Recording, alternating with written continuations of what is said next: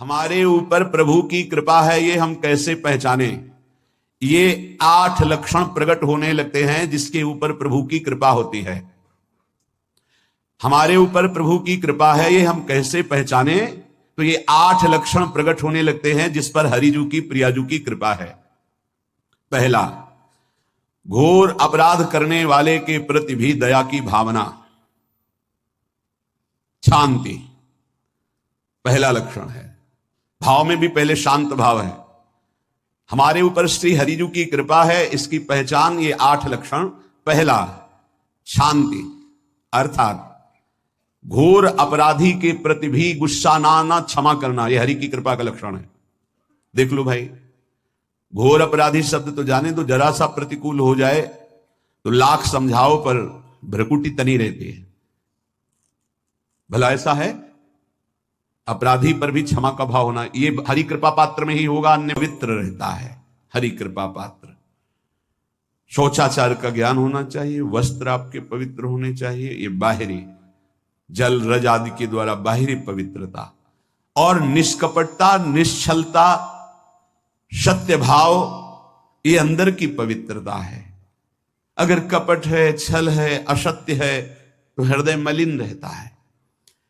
भीतर और बाहर से पवित्र रहना, इसमें खास बात क्या है? भीतर और बाहर से पवित्र रहने में, भीतर और बाहर से सदैव पवित्र कौन रह सकता है?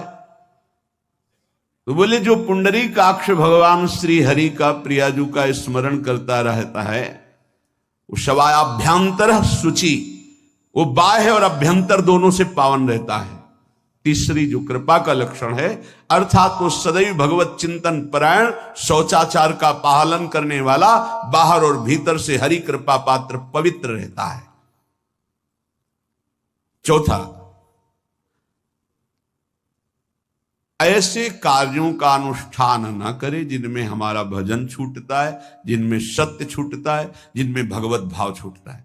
जैसे आपके ऊपर कृपा हुई, आप भगवत मार्ग में चल रहे हैं, अब आप ऐसे संसारिक कार्यों का अनुष्ठान कर रहे हैं जिनमें आपकी चित्तवृत्ति बिल्कुल भगवत विमुख हो रही, तो जीवन का लाभ क्या होगा? लाभ तो है भगवत स्मरण सहित। जैसे कल एक ने प्रश्न किया कि मैं खाता तो नहीं हूं लेकिन मांस के दुकान में मांस बेचता हूं, होटल आदमी, क्या उचित है? ये उचित कैसे हो सकता है? तुम और भी तो व्यापार कर सकते हो। जरूरी है धर्म का पालन करने की इच्छा करते हो, धर्माचरण करते हो, ऐसा नहीं। तो विरत बहुकर्मा, उन कर्मों से हमें विरत रहना है जो हमारे धर्म के विरुद्ध है, जो भजन के विरुद्ध है। हरि कृपा पात्र ऐसे कर्मों का 100 बार गिरे उठ, फिर खड़ा और चल और रौंद, अपने लक्ष्य को प्राप्त कर। ये गिरना और निराश होना, हताश होना, ये यहां तो कहते महाराज 1 माला रोज आपके लिए करता हूं कि आपकी बीमारी ठीक रहे, तो शेष किसके लिए करते हो प्रभु? शेष है अगर इष्ट और गुरु के लिए तुम्हारा है कि 1 माला करते तो फिर इतनी माला करते तो हमें क्या होगा? सब आपको दे देंगे तो हमें क्या होगा? तभी भजन का रहस्य नहीं जाना। छठवां, अपने भजन से अपने लिए कुछ भी ना चाहना, और दूसरों की तो बात जाने दो, दूसरों से कुछ ना चाहना ये तो ठीक है, अपने भजन से अपने लिए कुछ ना चाहना है हिम्मत। देखो ये हरि कृपा पात्र में हिम्मत होती है। अपना भजन अपने प्रयोग में ना लाना, इसका भी आंतरिक रहस्य है। अपने प्रयोग में आप शरीर को लेकर के बोलेंगे, अगर स्वरूप को लेकर तो प्रयोग की कोई वहां जरूरत ही नहीं, स्वरूप पूर्ण काम है, वहां कोई अभाव नहीं। जब आप कोई भाव अपने लिए करेंगे तो देह भाव होगा, देह भाव से किसी विषय की मांग होगी। विषय पूर्ति भजन का फल नहीं होता, भजन का फल होता विषय निवृत्ति।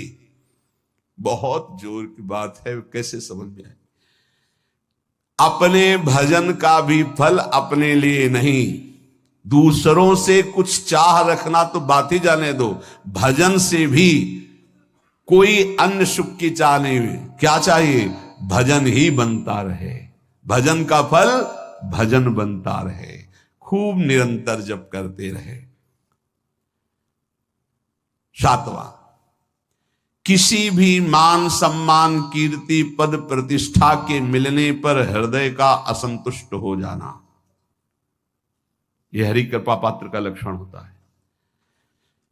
प्रणाम नमस्कार जय हो तो हृदय में असंतुष्ट हो जाना चाहिए। कोई किंचन मात्र अभिमान न उदय हो जाए। प्रभु बचाओ, ये माया की चकाचौंध से बचा लो नाथ। कौन सा अपराध बन गया कि आपकी जय की जगह यहां हमको ऐसा सुनना पड़े।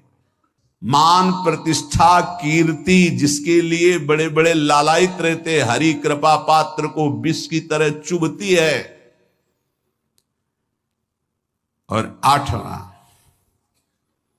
किसी भी प्राणी समुदाय से संबंध ना रखते हुए सब पर दया की भावना, सब पर कृपा की भावना, सब पर करुणा मैत्री, पर किसी से ममता नहीं। ये सूत्र बहुत व्यवहार में प्रयोग करने योग्य है। सबसे करुणा और मैत्री, पर किसी से ममता नहीं। करुणा तो करी भरत जी ने,